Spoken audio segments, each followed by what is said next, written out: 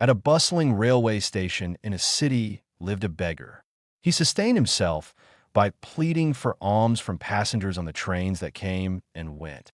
One day, as he was begging, he spotted a tall, well-dressed man in a suit. This man looks very wealthy, he thought. If I ask him, he'll surely give me a good amount. He approached the man and began to beg. The tall man looked at the beggar and asked, "Do you always just ask for things? Do you ever give anything to anyone?" The beggar replied, "Sir, I am a beggar. I always take from people. How can I possibly give anything to anyone?"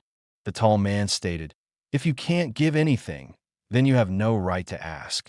I am a businessman, and I believe in transaction, in giving and taking. If you have something to offer me, only then can I give you something in return." Just then, the train pulled into the station where the tall man had to alight. He stepped off the train and walked away. The beggar was left pondering the man's words. The businessman's statement deeply resonated with him. He began to think, perhaps I don't get more alms because I don't give anything in return. But I am a beggar. I have nothing to give. Yet a new thought sparked. How long can I just keep taking without offering anything back? After much deliberation, the beggar decided that whoever gave him alms, he would definitely give them something in return. But then a new question plagued him. What could a beggar possibly give in exchange for alms? 2 days passed as he wrestled with this thought. Finding no answer on the third day, as he sat near the station, his eyes fell upon some flowers blooming on the plants nearby. An idea struck him. Why don't I give people some flowers in exchange for their alms? He liked this idea, so he plucked some flowers. He then went back to begging on the train. Now, whenever someone offered him alms, he would give them a few flowers in return. People happily accepted these flowers and kept them. The beggar now picked flowers daily and distributed them in exchange for alms. Within a few days, he noticed a significant change. Far more people were now willing to give him alms. He would pick all the flowers from around the station. As long as he had flowers, many people would give him money. But once the flowers ran out, he wouldn't receive any alms.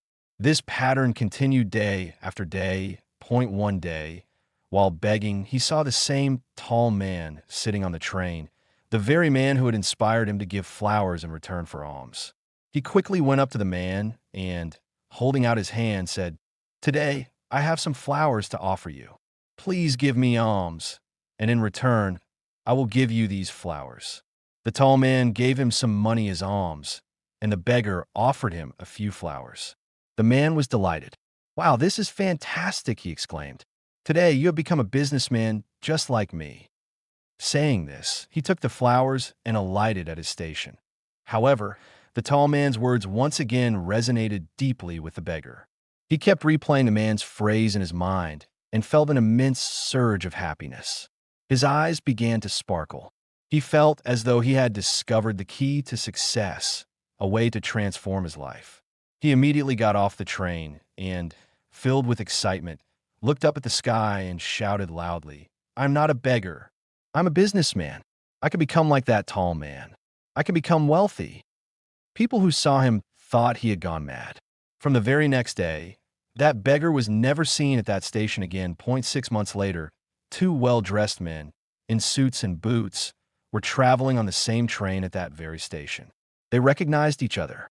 One extended his hand and said, "Do you recognize me?"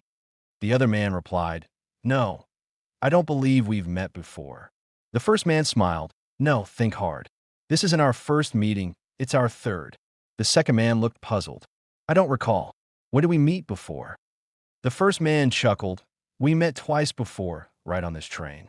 I am the beggar whom you first told what I should do with my life.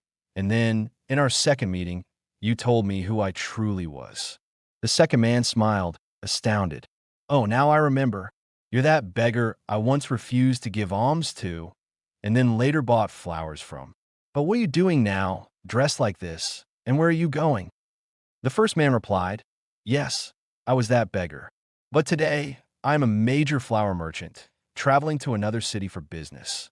After a brief pause, he continued, "In our first meeting, you taught me a fundamental law of nature. We only receive when we give. This law of transaction truly works. I have experienced it profoundly. But for so long, I only saw myself as a beggar, never daring to think beyond that.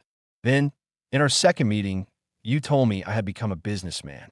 That's when I finally understood that I was no longer a beggar, but a merchant. I realized why people were giving me money. They weren't giving me alms. They were paying for the value of the flowers I offered. Everyone was buying my flowers, because where else could they get them so cheaply? In people's eyes, I was a small merchant, but in my own eyes, I was still just a beggar. Your words made me realize I was a small businessman. The money I collected from distributing flowers on the train allowed me to buy many more flowers, and thus, I became a flower merchant. People here love flowers, and their preference for them has made me a very large flower merchant today. Both businessmen were content. When the station arrived, they alighted together, discussing their respective businesses as they walked away.